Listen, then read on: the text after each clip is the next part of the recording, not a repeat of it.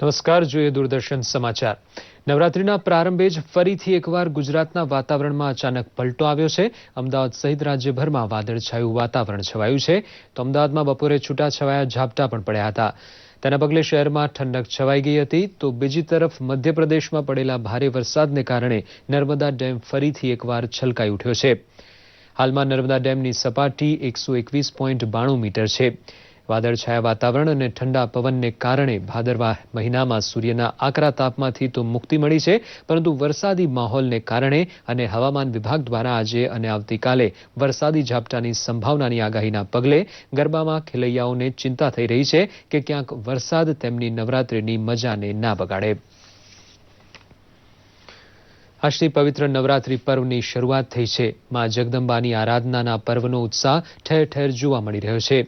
આજે સવારથી જ મંદિરોમાં શ્રદ્ધાળુઓની ભીડ જામી હતી। આ વખતે નવરાત્રી 10 દિવસ ચાલશે।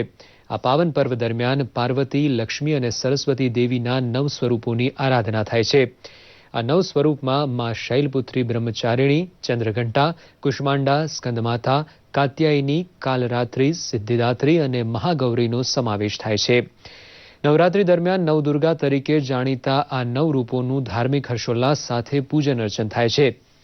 દેશના જુદા જુદા ભાગોમાં નવરાત્રી પર્વને અલગ અલગ રીતે મનાવાય છે। ગુજરાતનો આ તહેવાર દાંડિયા ગરબા તરીકે જાણીતો છે। પશ્ચિમ બંગાળમાં આ તહેવાર દુર્ગા પૂજા તરીકે ઓળખાય છે। નવરાત્રીનો અંતિમ દિવસ નવમી તરીકે ઓળખાય છે અને આ દિવસે બાળકીઓનું પૂજન કરીને તેમને ભોજન કરાવવાની ધાર્મિક પ્રથા છે। ઉલ્લેખનીય છે કે નવરાત્રી આત્મચિંતન અને આત્મશુદ્ધિકરણનું પર્વ છે। અમદાવાદમાં જીએમડીસી ગ્રાઉન્ડમાં યોજાનારા ગરબાના કાર્યક્રમ ચુંદડીએ રંગ લાગ્યોનું ડીડી ગિરનાર પર જીવંત પ્રસારણ થશે। પ્રધાનમંત્રી નરેન્દ્ર મોદી તેમજ મુખ્યમંત્રી વિજય રૂપાણીએ ટ્વીટ કરીને સૌને નવરાત્રીની શુભકામના પાઠવી છે।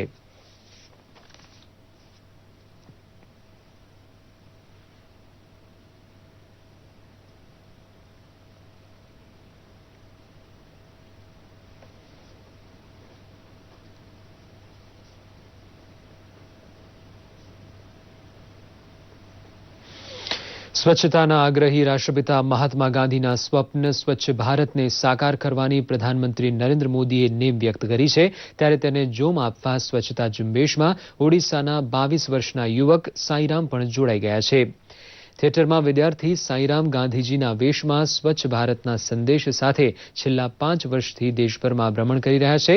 આંખો પર ગાંધીજી જેવા ચશ્મા, હાથમાં લાકડી અને ખાદીના વસ્ત્રમાં સજ્જ સાંઈરામે જણાવ્યું હતું કે સ્વચ્છતા સંદેશ સાથે તેમણે ઓડિશાથી યાત્રાનો પ્રારંભ કર્યો હતો અને ભાગરૂપે આજે તેઓ અમદાવાદમાં છે।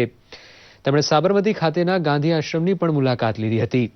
અમદાવાદના 2 દિવસના રોકાણ બાદ તેઓ પોરબંદર જવા રવાના થશે।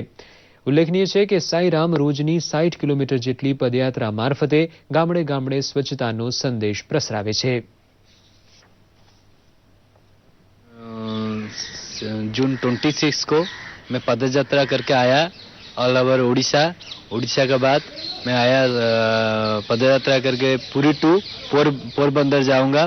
अभी मेरे अक्टूबर 2 को साबरमती में मेरा प्रोग्राम है। My dream my clean India, और लोगों को बोलते हैं my dream my clean India के बारे में बोलते हैं। और गांधी का स्वप्न था कि स्वच्छ भारत करने का, तो लोगों को मैं समझता हूँ कि स्वच्छ भारत स्वच्छ नहीं रहने से बीमारी होता है। स्वच्छ बनना चाहिए। सिर्फ तो हमारा घर को स्वच्छ नहीं बनाते हैं, मेंटली और फिजिकली हर दिन मैं आगे बढ़ रही हूँ और घर घर जाकर मैं प्रमोट करता हूँ। मेरा एक तरीका है, मैं पदयात्रा इसीलिए करता हूँ कि मैं हर दिन आगे बढ़ सकूं। અમેરિકાએ પાકિસ્તાનને ચેતવણી આપતા કહ્યું હતું કે પડોશી દેશોમાં આતંકવાદ ફેલાવતા સંગઠનો સામે તાત્કાલિક કડક પગલાં ભરે। અમેરિકી વિદેશ વિભાગના ઉપપ્રવક્તા માર્ક ટોનરે જણાવ્યું હતું કે ઉરીમાં સૈન્ય મથક પર થયેલો હુમલો આતંકવાદી કૃત્ય હોવાની બાબત તદ્દન સ્પષ્ટ છે।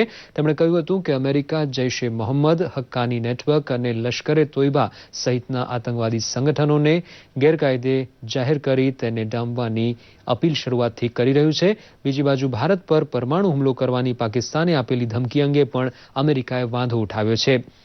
ટોનરે કહ્યું હતું કે પરમાણુ તાકાતવાળા દેશો પોતાની ક્ષમતા અંગે ધીરજથી વર્તે તે જરૂરી છે।